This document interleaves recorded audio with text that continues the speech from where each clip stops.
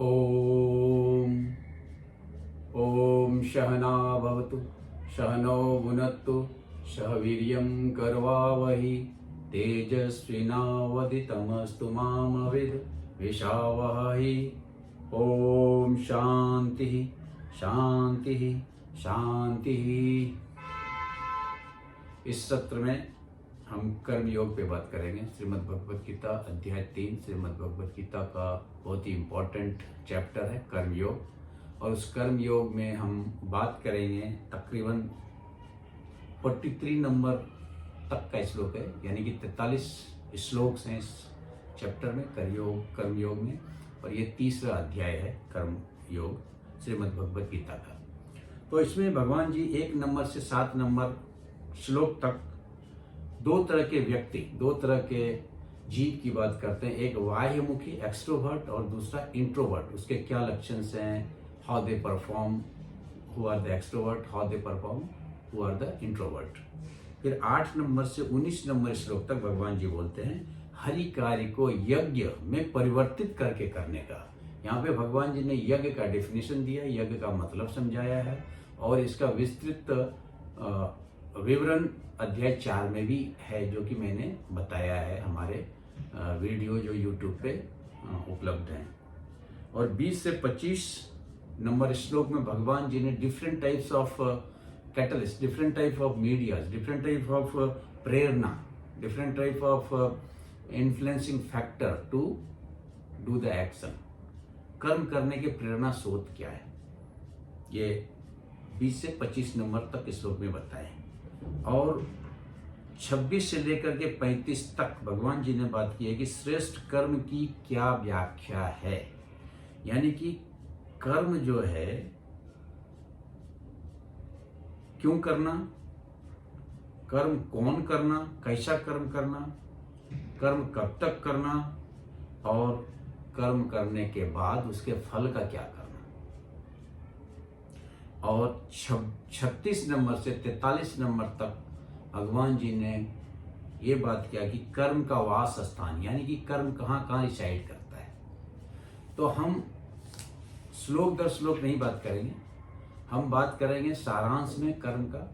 तो सारांश जो कर्म का है भगवान जी ने ही बताया, जो कि भगवान जी ने 26 से 35 तक बात किया। लेकिन श्लोक नंबर 1 से लेकर के 43 तक का अगर मूल बात निकाला जाए तो मूल बात में भगवान जी ने यही बताया अर्जुन को कि कर्म जो है वो 4 कैटेगरी में बांट दो।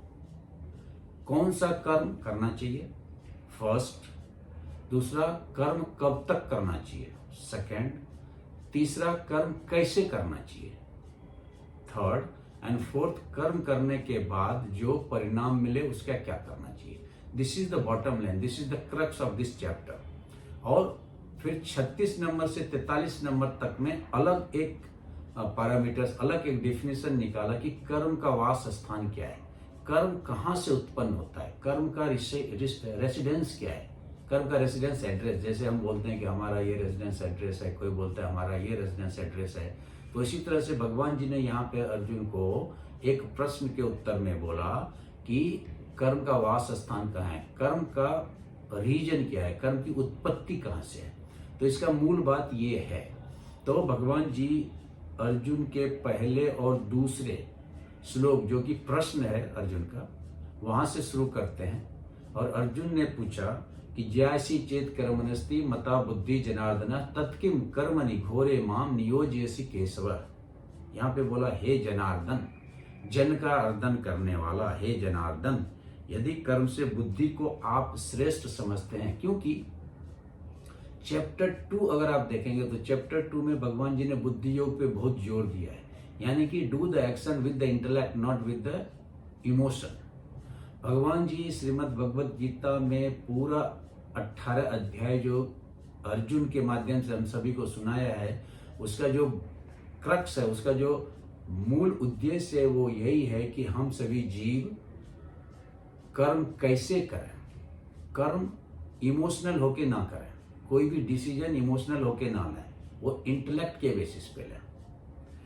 इसलिए भगवान जी बोल रहे हैं अर्जुन भगवान जी को पूछ रहे हैं कि आपने अध्याय 2 में हमको बताया, अध्याय 2 में भगवान जी ने बोला बुद्धि योग के द्वारा कर्म करो, कर्मण्येवाधिकारस्ते मां फलेषु कदाचन माम कर्म फल हेतु माते संग अस्त्व कर्मण।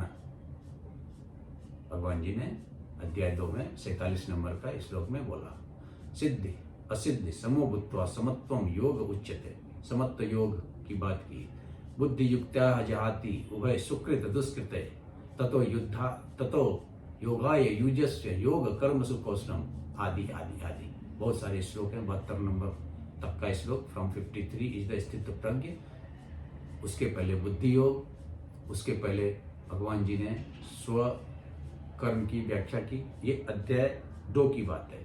और अध्याय 2 को कैरी फॉरवर्ड अध्याय 3 में अर्जुन ने एक प्रश्न के द्वारा किया कि अगर आप अध्याय 2 में हमको ये बताए कि बुद्धि योग कर्म योग से ज्यादा श्रेष्ठ है, तो फिर ये युद्ध रूपी कर्म में हमको बलात्पूर्वक क्यों घसीट रहे हैं, मुझे इस घोर कर्म में क्यों आप लगा रहे हो? ये क्वेश्चन अर्जुन का था।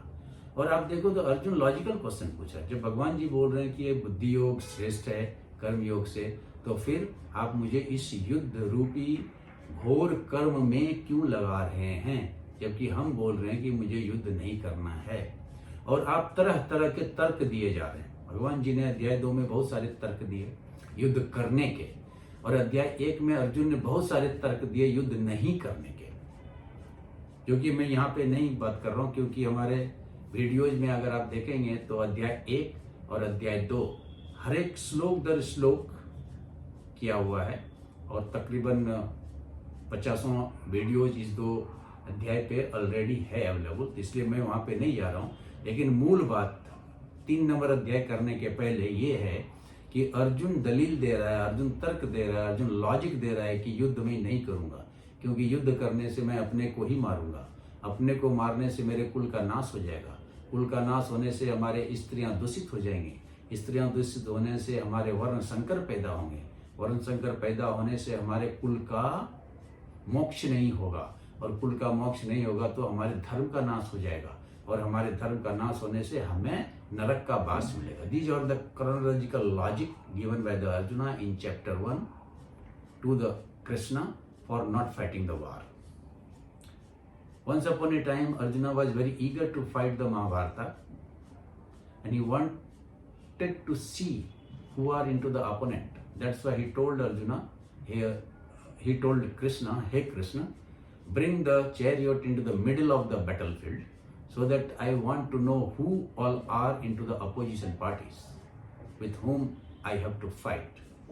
और जब देखा कि वहाँ पे द्रोण है, वहाँ पे भीष्म है, वहाँ पे उसके ससुर हैं, उसके वहाँ पे पोते हैं, उसके वहाँ पे सगे संबंधी हैं, तो ही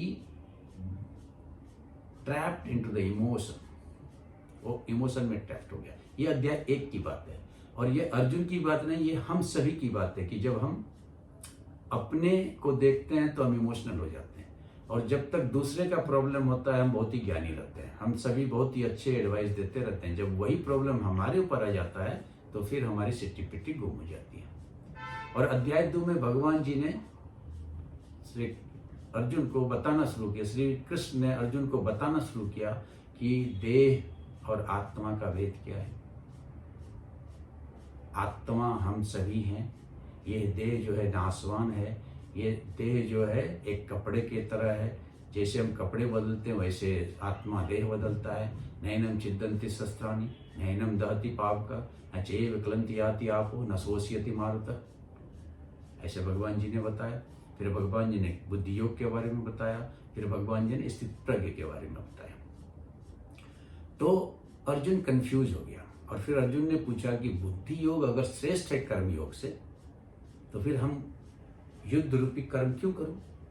ये अर्जुन का दलील था, लॉजिक था, not to fight war. In chapter 3 first verse, जयसी चेत कर्मणस्ते मता बुद्धि जनार्दन तत्किम कर्मणि घोरे मां नियोजयसि केशव।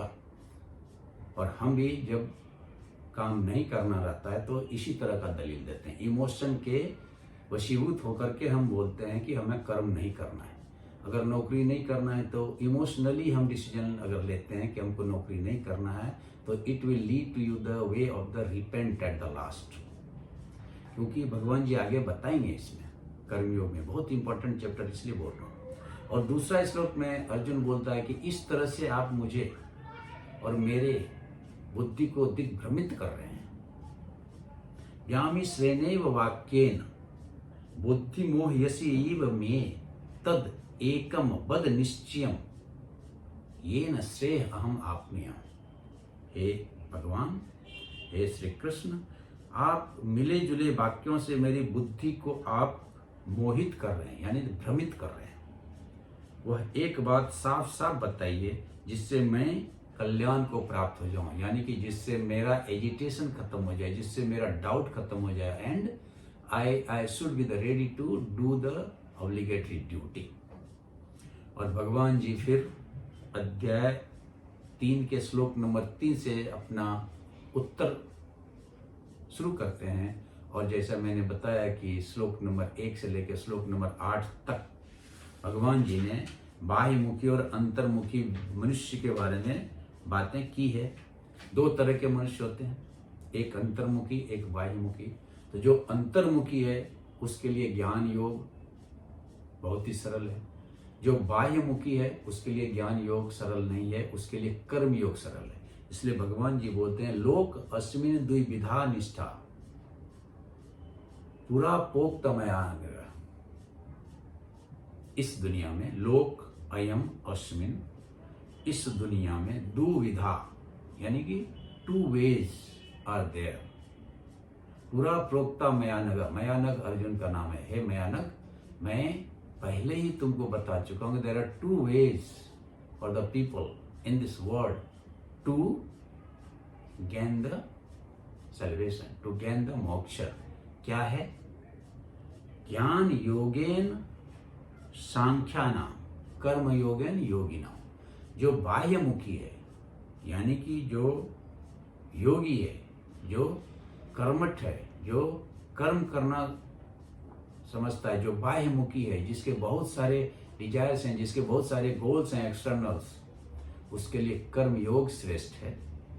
और जो व्यक्ति सांख्य को मानने वाला है, जो कि अंतर्मुखी है, जो कि मनन चिंतन ध्यान आसनम को श्रेष्ठ समझता है, उसके रास्ते पे जाना चाहता है, जो शांत रहता है, अंतर्मुखी रहता है, जो इंट्रोवर्ट रहता है, जो इंटरेस्ट स्पेकुलेशन में विश्वास करता है, उसके लिए ज्ञान मार्ग श्रेष्ठ है।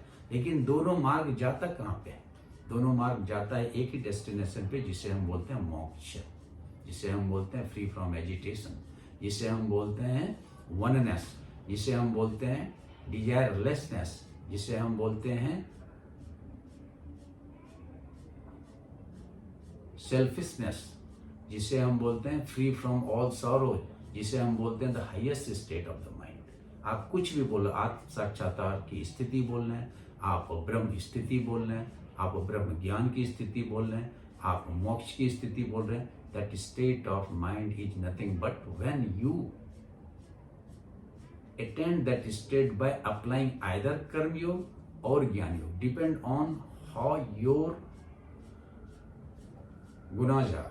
आप रजोगुनी हो, आप शतोगुनी हो, आप तमोगुनी हो, आप अंतर्मुखी हो, आप बाह्यमुखी हो। what you prefer to act in the world or act into the mind or inside of the mind, so both ways lead to same destination. Either कर्म योग का रास्ता पकड़ो या तो सांख्य योग का रास्ता पकड़ो। और भगवान जी फिर शुरू करते हैं 4 नंबर श्लोक से लेकर के। हम सारे श्लोक को नहीं पढ़ेंगे, लेकिन इसमें जो मूल बात है उसको हम बात करते जाएंगे। और भगवान जी बोल रहे हैं कि हे अर्जुन, अगर कोई भी व्यक्ति ये समझता है कि मैं कर्म नहीं करके, यानी कर्म का त्याग करके हम संन्यास को प्राप्त कर लेंगे, तो वो अज्ञानी है। ना ही कश्चित क्षणम अपि जातु तिष्ठति अकर्मण्यकृत। बिना कर्म किए हुए कोई भी जीव एक क्षण भी नहीं रह सकता है। और जीव तो छोड़ो, ये शरीर का जो यात्रा है, शरीर का निर्वाह भी जो है बिना कर्म का नहीं हो सकता है। और भगवान जी ने बहुत ही इंपॉर्टेंट वर्स बोला, श्लोक नंबर 8। उसके पहले भगवान जी ने क्या बोला कि आप अगर बाहर से शांति दिखाते हो, बाहर से बोलते हो कि I am detached from the desire, लेकिन मन में ही आप बहुत तरह के डिजायर से ओत और प्रोत हो, आपका मन भटकते रहता है इंद्रिय विषय वस्तु में, तो आप झूठे हो। कर्म इंद्रियानि संयम यह आस्ते मनसा स्मरण इंद्रिय अर्थान विमूढ़ आत्मा कर्ता अहम इति मन्यते। श्रीमद् भगवद गीता अध्याय 3 का श्लोक नंबर 6 है। और इसका मतलब हुआ जो कर्म इंद्रिय मतलब हाथ, पैर, जीवा, मुंह, त्वचा, गुदा मार्ग, मूत्र मार्ग और सेंस ऑर्गन्स जो 5 है, आंख, नाक, कान, जीवा और त्वचा, यानी 10 इंद्रियां, 5 कर्म इंद्रियां और 5 ज्ञान इंद्रियां। यहां बोल रहे कर्म इंद्रियां, संयम को आप नियंत्रण में रख लो बाहर से, लेकिन अंदर से मनसा स्मरण, मन से अंदर से आप उसे स्मरण करते रहते। यानी दिखाने के लिए तो आप बहुत शांत हो, लेकिन अंदर से आपके अंदर में बहुत ही डिजायर उबाल मार रहा है। तो इंद्रिय अर्थान विमूढ़ आत्मा, वो आत्मा क्या है? इंद्रियों से वशीभूत है, इंद्रियों के अधीन है, लेकिन बाहर से वो दिखाता है कि मैं बहुत ही डिटैच हूं, मैं बहुत ही इंद्रिय से अलग हूं। तो वैसा आदमी जो मिथ्याचारी कहलाता है। मिथ्याचारी मतलब झूठा कहलाता है। और जो इंपॉर्टेंट वर्ष है वो 8 नंबर का वर्ष, जिसका शुरुआत कर्मयोग को समझने के लिए, नियतम कर्म कुरु त्वम therefore you do your obligatory duty. नियतम कर्म मतलब ऑब्लिगेटरी ड्यूटी, नियत कर्म। नियत मतलब हो गया नित्य कर्म और नैमित्तिकम कर्म, 2 तरह के कर्म मिला करके नियत कर्म, जिसे हम ऑब्लिगेटरी ड्यूटी करते हैं। ऑब्लिगेटरी ड्यूटी कंस्टिट्यूट्स ऑफ जो आपका day in and day out कर्म है, यांत्रिक कर्म, वो तो है ही। उसको छोड़ करके जो आपको प्रकृति ने, जो आपको समाज ने, जो आपके परिवार ने, जो आपके स्वभाव ने आपको कर्म दिया है, वो कर्म नियत कर्म है। चाहे आपको बेटी की शादी करना है, चाहे आपको बाप का श्राद्ध करना है, चाहे वो आपको बेटा और बेटी का भरण और पोषण करना है, ये सारी चीज नियत कर्म में आते हैं, ऑब्लिगेटरी ड्यूटी। और ऑब्लिगेटरी ड्यूटी नियत कर्म कुरु त्वम, तुम करो। भगवान जी अर्जुन को बोल रहे हैं और यहाँ से कर्मयोग शुरू होता है कि नियतम कर्म कुरु त्वम, तुम नियत कर्म करो, क्योंकि कर्म ज्यायो अकर्मणि, action is always better than the inaction. यानी कर्म हमेशा अच्छा होता है अकर्म से, कर्म नहीं करने से हमेशा अच्छा होता है कि कर्म करो। Maybe that action is leading to your negative result, that's okay, fine, लेकिन कर्म करो, क्योंकि शरीर यात्रा पिचते, ये शरीर का निर्वाह भी ना प्रसिद्ध, ये नॉट पॉसिबल अकर्मणि बाय इनएक्शन। अगर कर्म नहीं करेंगे तो ये शरीर भी हमारा साथ नहीं देगा, ये शरीर का निर्वाह भी नहीं होगा। यानी कि शरीर का निर्वाह करने के लिए भी हमें क्या करना पड़ेगा? कर्म करना पड़ेगा। अभी ध्यान दो, ये शरीर एक फील्ड ऑफ एक्टिविटी है, इसमें सारे ऑर्गन्स, सारे parts of the body are doing the action, but not for himself और हरसेल्फ। मुंह खाना खाता है, अपने लिए नहीं। दांत खाने को चबाता है, अपने के लिए नहीं। हाथ खाना उठा करके मुंह में डालता है, अपने लिए नहीं। पैर हजारों किलोमीटर चलता है, या तो 100 किलोमीटर चलता है, या तो 5 किलोमीटर चलता है, अपने लिए नहीं। पेट उस सारे खाने को पचाता है जठराग्नि के द्वारा, अपने लिए नहीं। As a whole identity of body, each and every part of that body constitutes their obligatory duty in order to fulfill the consolidated purpose of the body as a whole. उसी तरह से हम और आप एक पार्ट हैं इस समाज का, इस परिवार का, इस देश का, इस प्रकृति का, इस विश्व का। और हम और आप भी अगर अपना कर्म इस भाव से करें कि इसका कोई फल हमें ना मिले, लेकिन एक समूह, एक कंसोलिडेटेड रिजल्ट हमने परिवार को मिले, तो परिवार के लिए कर्म नियत कर्म हुआ। समाज के लिए करें तो समाज के लिए वो नियत कर्म हुआ। कंपनी जहां आप काम करते हैं उसके लिए करें तो कंपनी के लिए वो नियत कर्म आपका हुआ। देश के लिए, विश्व के लिए, प्रकृति के लिए, पर्यावरण के लिए, जो भी आप कार्य करें नियत कर्म के भाव से करें। यानी कि ये सोच के मत करें कि हमें क्या मिलेगा, ये सोच के करें कि हम अपना कर्म कर रहे हैं, फल तो एक कंसोलिडेटेड फल, और उसमें हजारों हमारे ऐसे करता हैं अवेलेबल। तो नियतम कर्म कुरु त्वम, हे अर्जुन तुम नियत कर्म करो, कर्म ज्यायो अकर्मण, क्योंकि कर्म जो है अकर्म से ज्यादा इंपॉर्टेंट है। तो आज इतना हम करेंगे, फिर इसके आगे अगले सत्र में हम बात करेंगे। ओम पूर्णमद पूर्णमिदं पूर्णात्, ओम पूर्णमद पूर्णमिदं पूर्णात् पूर्णमुदच्यते पूर्णस्य पूर्णमादाय पूर्णमेवावशिष्यते। ओम शांति शांति शांति। नमस्कार।